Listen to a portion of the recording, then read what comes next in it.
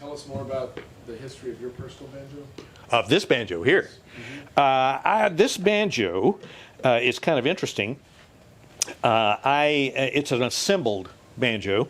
The neck, I actually found this neck on eBay. It was installed in a Bowtie 250 pot, and I recognized it right away as soon as I saw it, because I'm that geeky kind of guy. And just another little history lesson real quick. Everybody knows that Don Reno and Earl Scruggs traded banjos in 1948 in Bristol, Tennessee, right? And Earl got the Granada, and the Granada was in horrible condition, very, very, very barely playable, and Earl kind of tried to struggle along with it until about the summer of '49. And Flat and Scruggs were working in Knoxville, and he kind of had to give up. He needed to send the banjo back to Gibson by about the summer of '49. So they advertised on the radio, Lester Flat advertised on one of the radio programs that Earl needed another banjo. And a lady called the radio station, WROL there in Knoxville, and said that she had her husband's RB3 and she'd sell it. So Earl went out and bought it, and he used that RB3 from about the summer of '49 until it was sent back to him in March of 1951. And there was a period of time where he had both. For example, there's that famous picture of the Foggy Mountain Breakdown recording session in Cincinnati in December 11th, 1949, where Scruggs is standing there holding the Granada. Well, he also owned that RB3 at that time.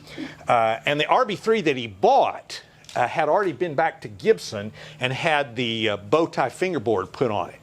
And this is that neck out of Earl's banjo. This is the neck that was in Earl's banjo, the banjo that Earl used from the summer or late summer of '49 through March of '51. The rest of the banjo, this is a conversion banjo that I put the neck in. It's all pre-war 5-string parts, but it's an assembled banjo. But this is the neck that was in the banjo that he used in Tampa, Florida, in October of 1950, when they recorded all those Mercury sessions, to finish up their contract for Mercury. So this is the neck that recorded Salty Dog Blues and Pike County Breakdown and Cora Is Gone and all those things. What did the eBay guy say when you told him that? What? What are you talking about? You left a negative review though, didn't you? Yeah. It was in horrible condition when it came. It's been broken through at the heel, and the lag bolts had been moved in it 3 or 4 times, so the interior of the heel was like Swiss cheese. It took actually 3 of the fine luthiers at Gruhn Guitars to put this heel back together and make it stable. And about $3,000. I'd say it's worth it. Yeah, but I mean that's the neck. But you also asked about how come Frank Neat and some of these others can get away with making necks that say Gibson on them. If Gibson didn't want them to do it, they could sue them, and Sure. Gibson is suing a number of companies for making things that they feel infringe.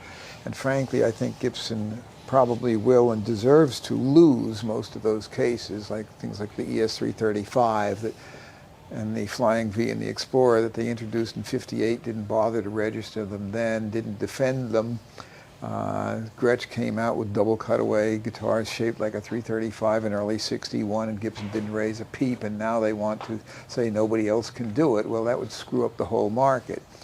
It would be almost like Mercedes claiming that nobody but them should make round steering wheels. But why would Gibson not bother to go after somebody like Frank Neat or others making necks that say Gibson on them so that people can convert their tenor and plectrum? Gibson likes having all the major artists seen on stage with a banjo that says Gibson. And if they're not allowed to make a neck that says Gibson on it, but they'll use it on a Gibson pot, it helps Gibson to sell new instruments if lots of people are seen playing Gibson, and at least it is a real Gibson body. They do draw the line if you start making a banjo that says Gibson and none of it is Gibson. If you're putting together a banjo where you make the neck and it says Gibson, and you put it on a Gibson pot they don't object. And it's a fine neck, I mean, Yeah. obviously. Yes, but if somebody like Frank was to tool up and make bodies also, and then put that same neck on it, there would That's be a problem. Those are a the ones big he calls problem. neat. Those are the neat banjos. Right, and Stanley Tone. Frank and Neat all those makes things. banjos, but they don't say Gibson on them. And so the legalities can be sticky, but there is a good reason for Gibson to be quite content to let people make necks to convert Gibson tenor and plectrums to 5-string and have the major artists seen using them. Now, whether Gibson will soon make banjos again or not remains to be seen. It is possible that they will. I've heard that they might. They are making a few mandolins, but they're really much more concentrating on guitars. They are more than doubling the size of their Bozeman, Montana acoustic factory. And they certainly started gearing up to make new models, and so much remains to be seen about what Gibson will do under the present management, because it's no longer Henry Juskowitz and Dave Berryman. But you know, times keep changing. It's a weird market out there. You know, right now, it's a lot of factories that are way behind back orders. If you order a brand new Martin, if you're a dealer and order new Martins, they'll give you a delivery date in 2023. And Taylor's behind, Gibson's behind. Collings is as much as 2 years behind on some items. And even if you're trying to order things from China, if you want to get a container load of instruments, the container that used to cost $4,000 to bring from China to the U.S. and it would come in a month, now costs $24,000 in shipping bills and takes 4 months. And even when you get to the port, if there's 74 ships waiting in the Los Angeles port trying to unload, they can be sitting a long time waiting for a spot, and if there's not enough loading and unloading facilities or truckers to get it, it's a mess.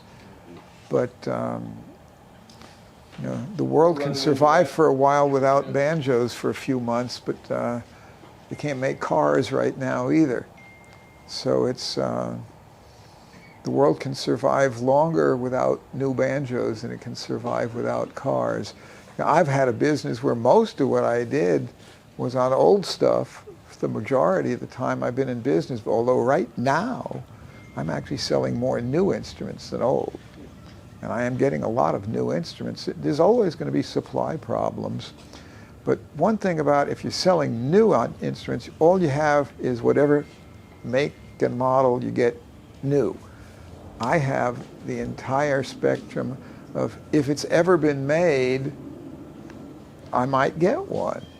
I have Martins going back to 1836. If you take good care of them, they last.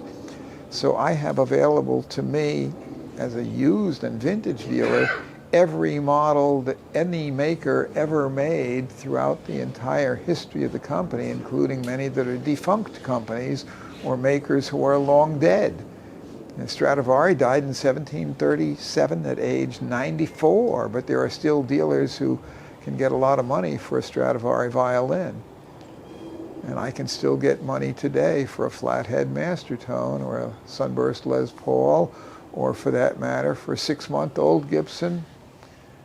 You know, I have available Martins from brand new to the 1830s. So they recirculate, they last. Let's get one more question in. Given the value of the instruments we discussed today, how many fakes have you seen?